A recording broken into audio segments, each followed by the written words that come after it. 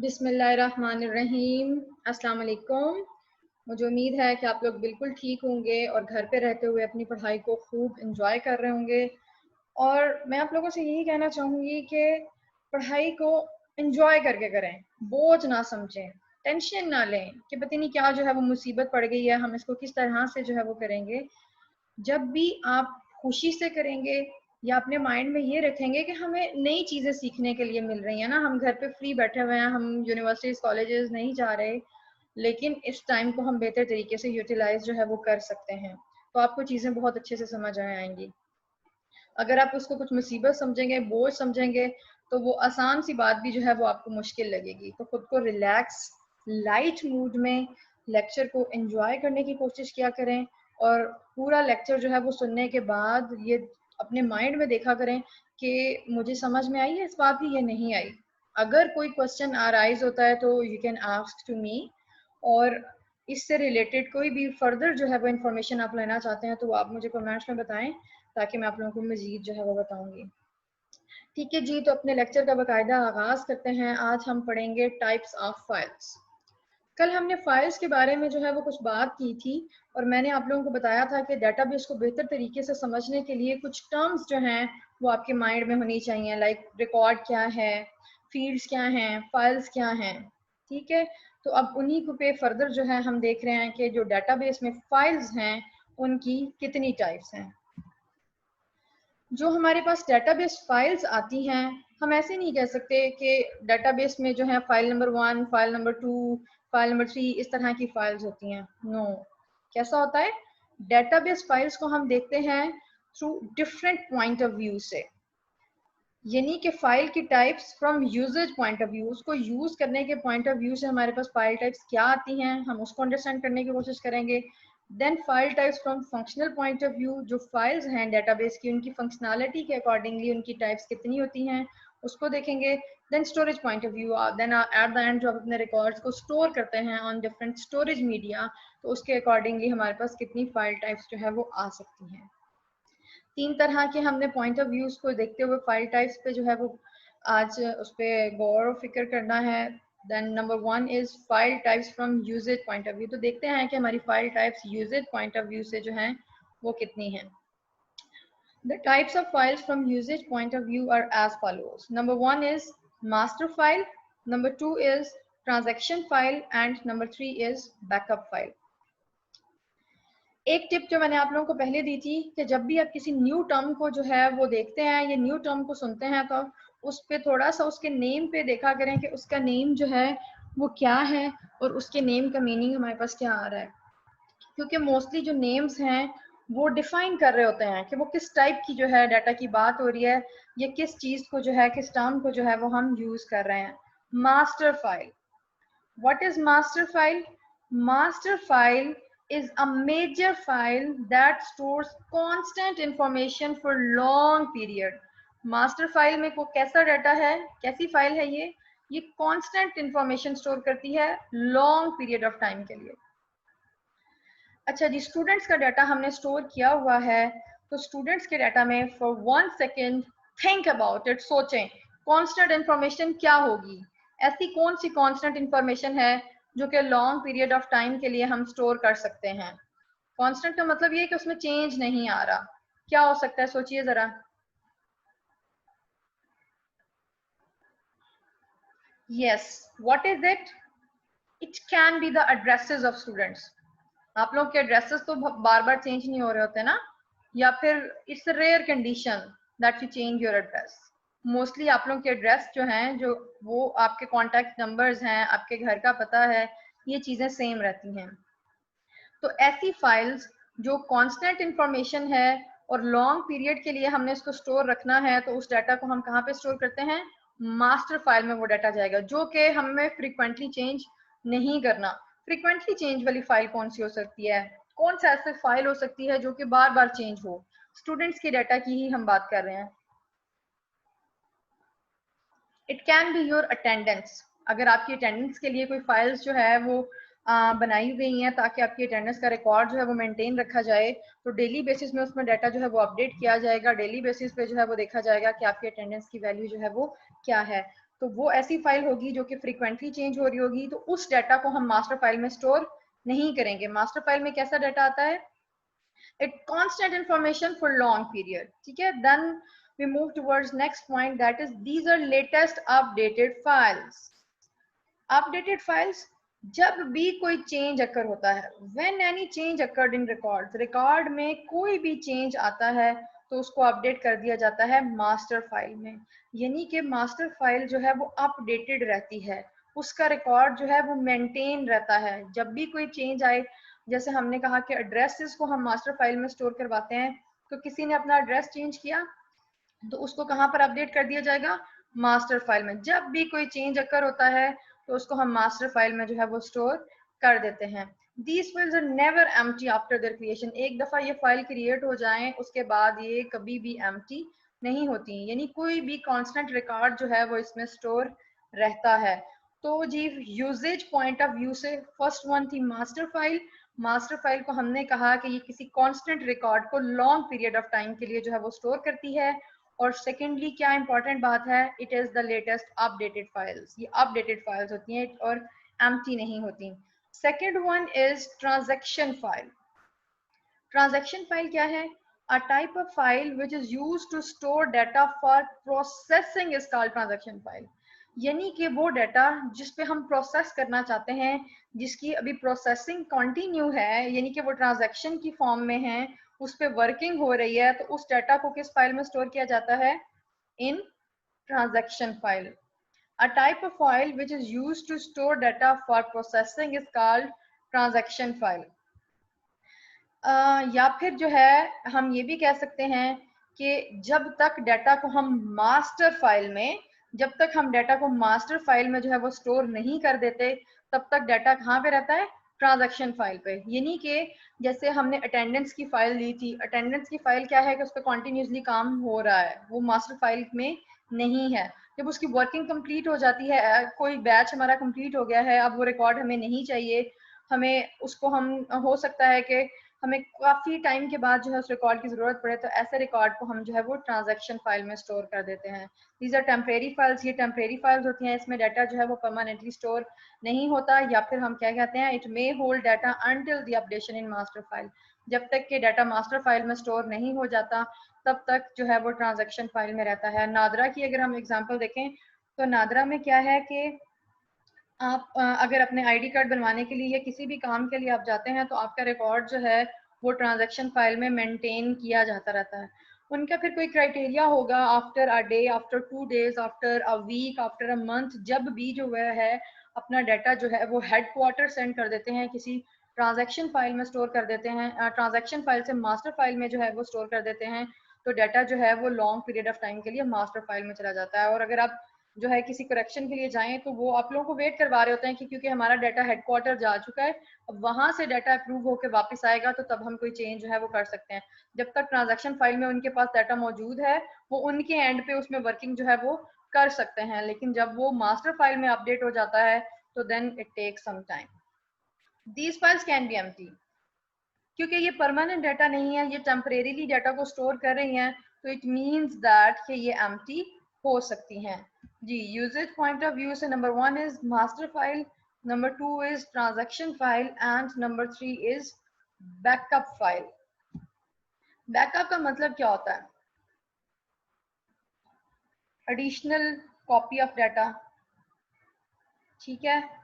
Backup files are used to take backup of important data. हमारा एक ऐसा important data है जिसकी हमें जिसको हम लॉस नहीं कर सकते, यानी कि वो डाटा जो है किसी भी सूरत में हमारे लिए बहुत इम्पोर्टेंट है। आपके कुछ नोट्स हैं, आप अपने नोट्स जो हैं, आपके कॉलेज में नोट्स चोरी हो सकते हैं, गुम हो सकते हैं, फट सकते हैं, तो आप उन नोट्स का क्या करते हैं, एक फोटोकॉपी करवा के अपने घर पे रख देते हैं। आपने क्या किया? आपने अपने इम्पोर्टेंट डाटा का बैकअप ले लिया। बैकअप लेने का मतलब क्या हुआ है?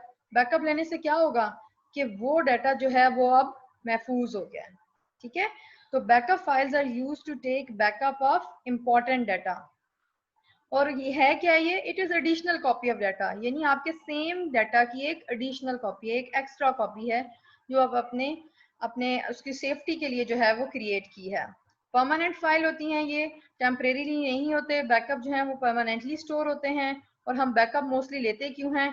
डाटा प्रोटेक्शन के लिए, यानी in case of loss of data, किसी वजह से आपका डाटा लॉस्ट हो जाता है, डाटा थेफ्ट हो जाता है, डाटा डिलीट हो जाता है, यानी कोई भी ऐसी सिचुएशन आती है कि आपका इंपॉर्टेंट डाटा जो है वो डिलीट हो सकता है, it can be possible.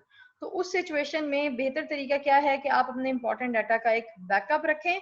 Backup जो है वो किसी भी स्टोरेज मीडिया पे रखा जा सकता है, आप अपनी सीडीज पे जो है वो रख सकते हैं, यानी आपके कंप्यूटर में कुछ डाटा है और वो अपने उस डाटा की एक कॉपी जो है वो अपनी सीडीज पे किसी और जगह पे भी सेव की हुई है। तो किसी भी वजह से अगर आपके कंप्यूटर को नुकसान पहुंचता है तो आप अपने डाटा का बैकअप जो है वो उसको यूज कर सकते हैं। बैकअप क्रिएट किस तरह से होता है? Software utilities are used to create these files.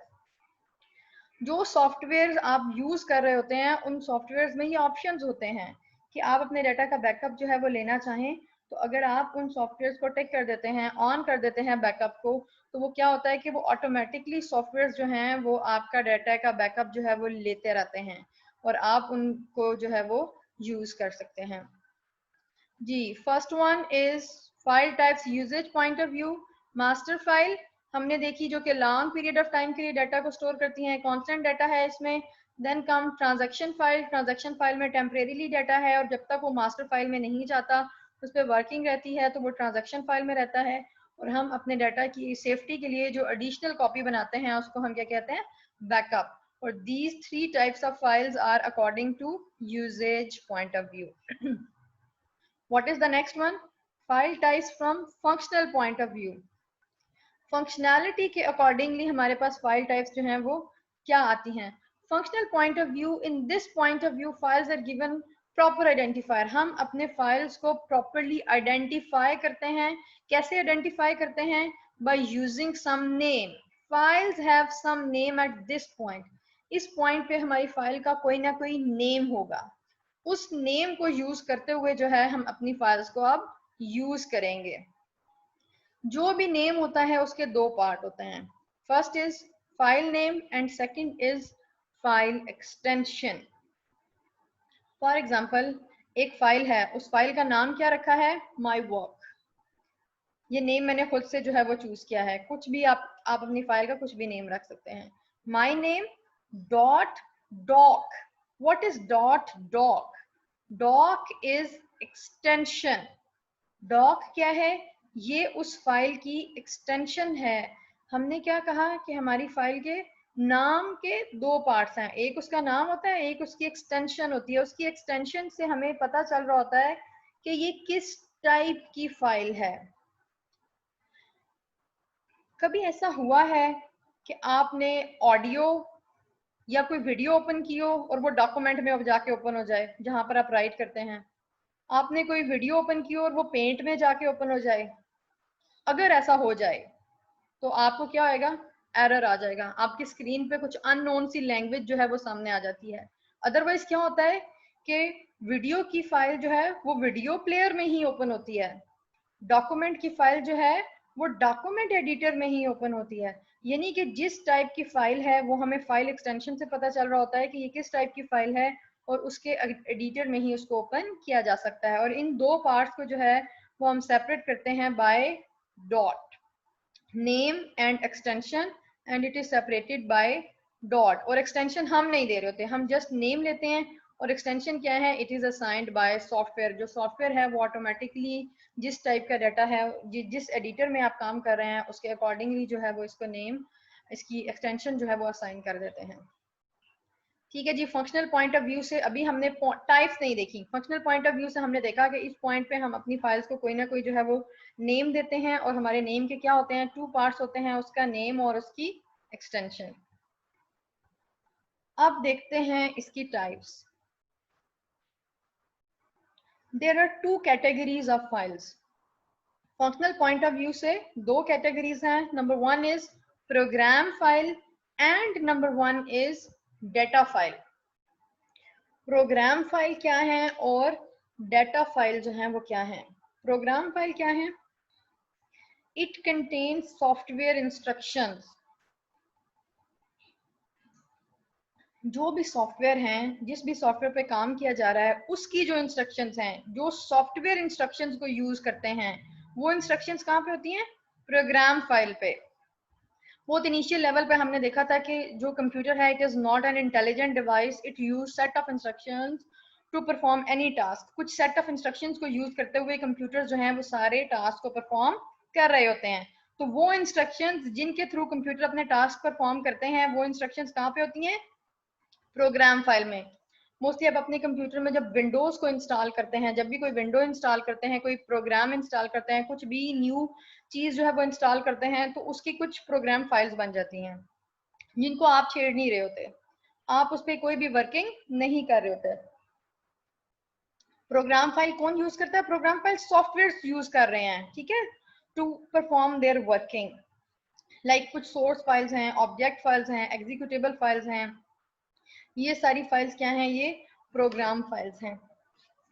For example अगर आप सी में जो है हम प्रोग्रामिंग करेंगे इंशाल्लाह, तो डॉट सी एक्सटेंशन से जो फाइल स्टोर होती है वो क्या है?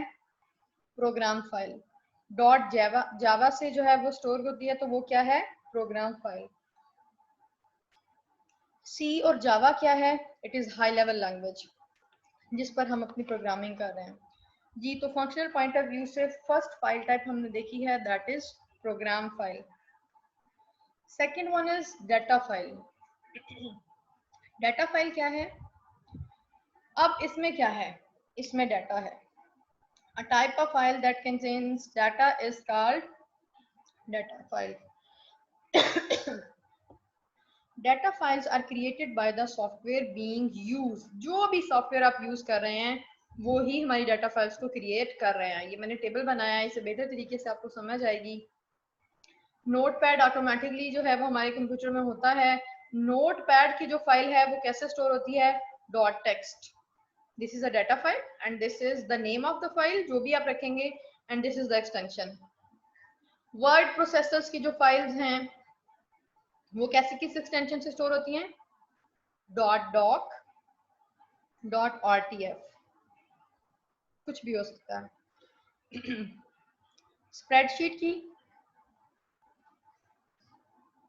डॉट एक्सएलएस या फिर डॉट डब्ल्यूकेएस। ये इसके वर्जन पे डिपेंड करता है ना कि आपने कौन सा वर्जन जो है वो इंस्टॉल किया हुआ है। डेटाबेस अगर आप कोई इंस्टॉल करते हैं, कोई भी डेटाबेस है, तो उसकी एक्सटेंशन ये हो सकती हैं। कोई इमेज है, कोई पिक्चर है, तो उसकी एक्सटेंशन ये हो सकती हैं। Dot tiff, dot JPG, dot Jeff, dot BMP, यानी आपकी पिक्चर जो है वो किस टाइप का इमेज है उसके अकॉर्डिंगली एक्सटेंशन होती है। ऑडियो के लिए ये हो सकती हैं, और सॉरी, वीडियो के लिए ये हो सकती है। तो ये क्या है? हमारी data file. Functional point of view से program file and then data file. Next and the last one is storage point of view. Storage क्या होता है? डाटा को स्टोर करना। डाटा को स्टोर करने के पॉइंट ऑफ व्यू से, स्टोरेज पॉइंट ऑफ व्यू से, जो हमारी फाइल टाइप्स हैं वो तीन हो सकती हैं। या हम अपने डाटा को सीक्वेंशियल फाइल्स में के फॉर्म में स्टोर कर सकते हैं, या रैंडम फाइल्स की फॉर्म में स्टोर कर सकते हैं, या इंडेक्स सीक्वेंशियल फाइल की फॉर्म में स्टोर कर सकते हैं। इन तीनों में से कुछ भी हो सकता है। स्टोरेज क्या है? The physical arrangement of files and storage media is called file organization. Physically अब किसी भी स्टोरेज मीडिया पे हम अपनी फाइल्स को जब स्टोर कर रहे हैं तो उसको हम क्या कहते हैं? File organization. यानी आप अपनी फाइल को ऑर्गेनाइज कर रहे हैं ना ऑन अ स्टोरेज मीडिया। और ये ऑर्गेनाइजेशन हम वन बाय वन देखते हैं कि इन थ्री फॉर्म में कैसे हो सकती है। सीक्वेंशियल फाइल क्या है? सीक्वेंशियल फॉर्म में कैसे हो सकता है? जैसे कि इसके नेम से पता चल रहा है, इट मीन्स सीक्वेंस। सीक्वेंस क्या है? तरतीब से। ये सीक्वेंस जो है वो असेंडिंग सीक्वेंस हो सकता है, डिसेंडिंग सीक्वेंस हो सकता है, किसी भी सीक्वेंस से, यानी कि तरतीब से डाटा जो है वो स्टोर हो रहा है। It is an sequential file.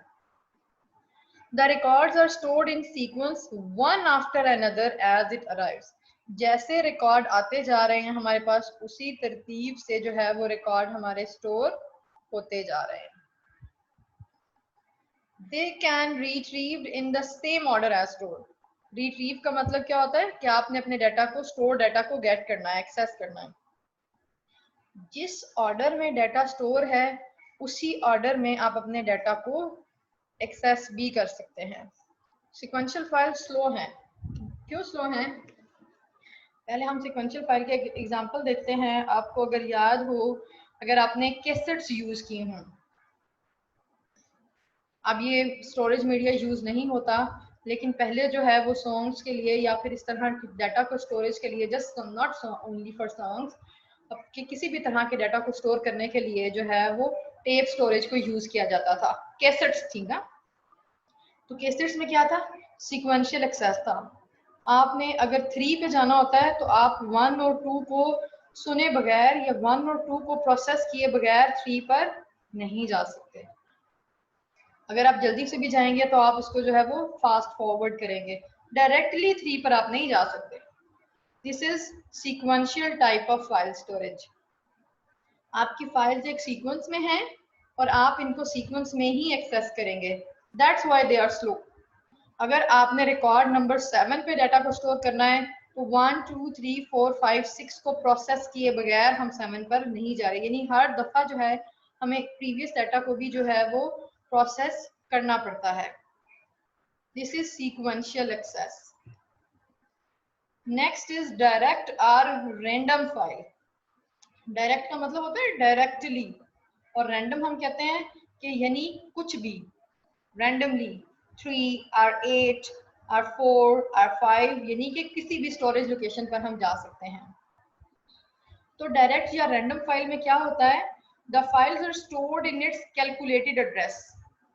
जो भी एक एग्जैक्ट लोकेशन है, एक कैलकुलेटेड एड्रेस है, हमारे मेमोरी सेल्स के जो एड्रेसेस होते हैं, कैलकुलेटेड एड्रेस लोकेशन पर आपकी फाइल जो है वो जाकर स्टोर होती है।